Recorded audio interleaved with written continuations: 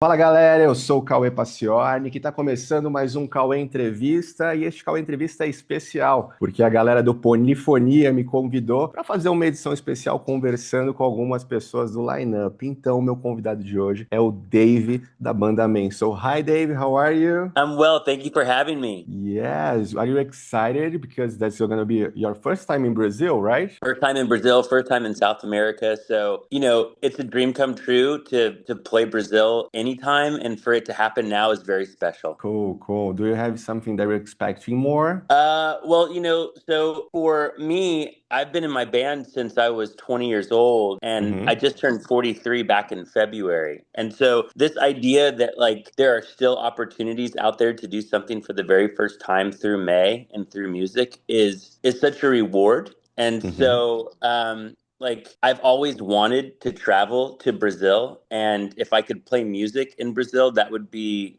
probably the most for me obvious way that I would get to come to Brazil. And so for me to wait in the band made 23 years, it's Mm-hmm. like I'm so grateful and I'm so excited, and I feel like finally I get to Great, play great. Brazil. Yeah, and everybody excited here too.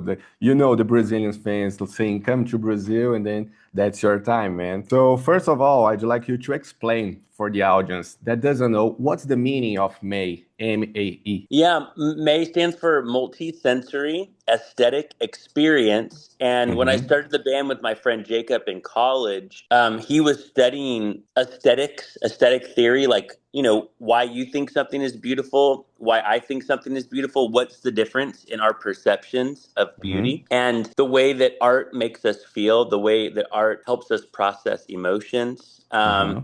Growing up as an emo kid in the late '90s, I was always so moved by music, whether it be a band like Sigur Rós or Radiohead or Jimmy Eat World or Fleetwood Mac or Bruce Springsteen. Music made me feel. It always has, and it always will make me feel. When I listen to a song that maybe I've heard 100 times, and I know Uh-huh. every word and I know every melody and every harmony, sometimes if it hits me the right way, I'll get chills on my body because music is affecting me in that way. And so when I met Jacob, he was studying like the beauty and art and aesthetics, and I was just an emo kid who wrote music and songs all the time and loved music and loved songs. And so multi-sensory aesthetic experience was like a way for us to connect together to start a band. Great, great. And that's cool that you're saying that because you have that feeling. And I believe a lot of people have this feeling listening to May, Oh and wow. especially with the Everglow. That's gonna be the Mhm. album that you guys are going to be playing at Polyphonia. And I'd like you to tell me a little bit more about this project because the Everglow is completing 20 years this year, right? hmm Yeah, so in March of 2005 is when the Everglow came out. So at this point during our interview, and when we get to come to Brazil, it'll be officially, just over 20 years old. Mm-hmm. And, if you go back to 2004, when we were making the album, when we were writing for the album in 2003 and in 2004, first of all, Destination Beautiful, our first record, that came out February 25th, 2003. And I bring that up because I turned 21 on February 26th, 2003. So Uh-huh. just the day after my band's first album came out, I turned 21. I was on tour. I was traveling the country with my best friends. Eventually, we'd go over to Japan for the first time in 2004. And we would continue to travel all over the world. We would continue to play music. This was pre YouTube, pre Facebook, etc. So the way that May grew its fan base and connected with its audience was through touring. So in 2003, we played over 300 shows that year. In Wow. 2004, we played over 2,000. We played over 300 shows in 2004. And in 2005, the Everglow came out. And the Everglow is loosely, when we put the songs together in a particular order, it's sort of my way of acknowledging and expressing that my dream has come true to play music with my friends for a living, to write songs that connect with people. Mm-hmm. That was always what I believe my life was supposed to be about. I grew up in a religious home, and specifically a Christian upbringing. And in the Bible, King David wrote all these psalms, and so to be named David, like I was told, like you're gonna be a musician someday, and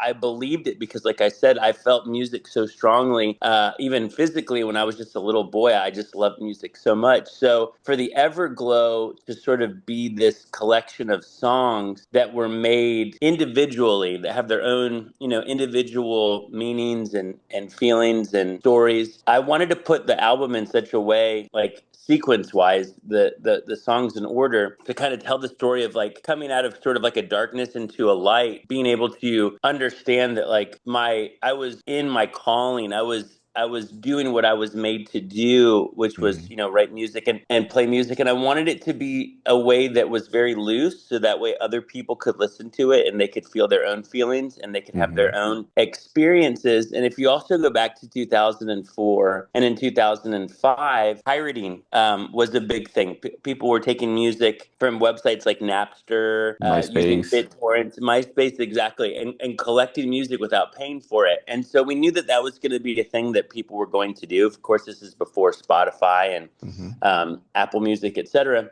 I wanted to make an album that as soon as you heard the very first track, where it says, hello, welcome to the Everglow by May, you're understanding that there's only one way that the artist wanted you to experience the album, and it's listening to all the songs in order. It's having a booklet that you can follow along to. Of course, you can just listen to a song like Suspension and enjoy that for what it is. But I always loved albums that I would start on track one and play all the way through. My favorite Beatles albums, Abbey Road, Revolver, Sgt. Pepper's. Modern albums like In Rainbows, Radiohead, or Mhm. Clarity, Jimmy Eat World, Transatlanticism, Plans, Death Cab for Cutie. Like these are all albums that have meant so much to me, and I always just want to start it on track one and listen. And I want to create my own story about what those songs mean to me. And I want to kind of immerse myself in the world and not get out of it until that last track is played all the way through. And there's such a satisfaction that comes from just putting on an album and letting it play all the way through and immersing yourself in that music. And so the goal was to make an album that people wouldn't want to fast forward through a song. We wanted to write an album that told its own story. We wanted to sort of express how it felt to be going from 2003, 2004, 2005 as like, the guy in May who was just experiencing life in such a beautiful way, and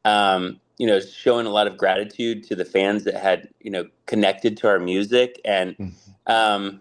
I was 23 when that album came out, and like my life in this season is in a lot of ways the best it's ever been. And of course, when I was 23 and the Everglow came out and I was touring in May, I thought I was in the best years of my life then too. And so the Everglow is like this journey of an album that when we wrote it, we never thought we'd be playing it 20 years from then, and we never thought it would take us to Brazil, and then we get to play it there. So it's like even the story of the Everglow about like the dreams coming true, that's still happening 20 years later, and it will happen when we're in Brazil this June. And so it's sort of like just a testimony that like if you believe in yourself and you just like keep trying and you keep working and you keep believing that you can make something happen. And for me, it's been this band, it's been this collection of songs that May's put out over the years, and it'll be playing the Everglow in Brazil in June. Wow, that's awesome. And I'm pretty sure that a lot of fans are really excited to feel that experience live because everybody's going to enter in that storybook of the Everglow, and that's gonna be awesome. And let me know, do you know something about Brazilian music here? Something that you like? Do you know other bands that are in the lineup? Oh, that's cool. So I'm learning about the bands that are on the lineup that are Brazilian bands right now, and listening to them in this season. I listen to a lot of independent radio and a lot of playlists online, and so I'll come across artists from all over the world, and I'm sure that some Brazilian artists that I'm aware of, but like I would probably ask you, like, can you help me Yeah, find for some sure. Brazilian music that For sure.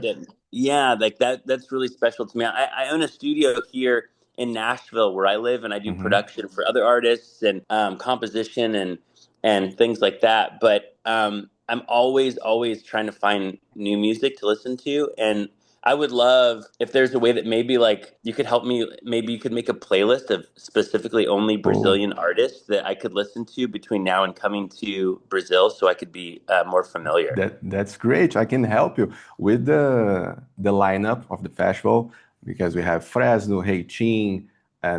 Def, Morro Fuji, Projeto Hari, Boa Sorte. They're good Brazilian bands that I think you're gonna like, and you have a lot of inspiration. Oh And wow. for sure, when you be here, I wanna meet you in person, and we can appreciate some Brazilian songs. That's gonna be really cool because we are talking now, but I wanna talk with you during the festival because it's Absolutely. very nice listening to you before, but I want to know the after experience, and we'll be there. I'll be there for sure Great. because it's gonna be very cool. Dave, one thing that I always like to ask in my interviews, you told me a lot of reference. I like a lot that thing that you say about listening an album, the whole album, from the first track to the last track. And I'd like to know if you have to choose one song, just one song, to listen every day for the rest of your life, which song would you choose? Oh wow. Is it the only song I get to listen to, or is it the one that I will listen to every single day? Just one to listen every day, one that you don't get tired to listen. Sure. Ooh. I would pick, and it comes to my mind right away, "A Day in the Life" by the Beatles. It's the last Wow. track on their Sgt. Pepper's album. It's one of the only songs that features both John and Paul as lead vocalists, and it's like this sort of psychedelic journey. It starts in one place, there's this big orchestral crescendo, and then it takes you like to another spot where now Paul's the lead singer, and then eventually John finishes the song. When I was young, that song, like, it kind of blew my mind, and the Beatles were always sort of pushing the boundaries and trying something new every chance they got, whether it be in the studio or as musicians or as songwriters, as lyricists. And that song is like kind of, for me, the culmination of all the things that the Beatles were doing, and I could listen to it all the time. May covered it because it meant that much to me when I was younger. So, and then it's called "A Day in the Life," right? So if you have to listen to a Uh-huh. song every day for the rest of your life, like, that's kind of right on the nose. But yeah, I'd say "A Day in the Life" by the Beatles. Great answer. I like it. I like it. It has a lot of reference and inspiration in May for sure. Absolutely. Thank you for saying that. So, Dave, thank you so much. We can't wait to have you here. We are very excited and see you in June. Okay. Send a message I'll for the see. Brazilian fans that are waiting for May. Yeah, I will. Brazil, like I said, it's been a dream for me. It's been a dream for May to come to Brazil and finally perform. And as a man who's been doing music, and specifically I've been in May for over half of my life, I can't wait to come to Brazil. Can't wait to play in your country. Can't wait to experience the people, the culture, the landscape. I'm just so Yeah. thrilled to come to Brazil, and The I hope to food. see you there. Hope to meet as many people at the shows as possible, May fans, just Brazilians in general. And thank you so much for having us come to your country. Cool. Thank you. And I could stay the whole day talking with you, talking about music. Thank you so much. But I Thank want to you. meet you in person in June, okay? Thank you. Thank, Valeu, thank you so galera. much.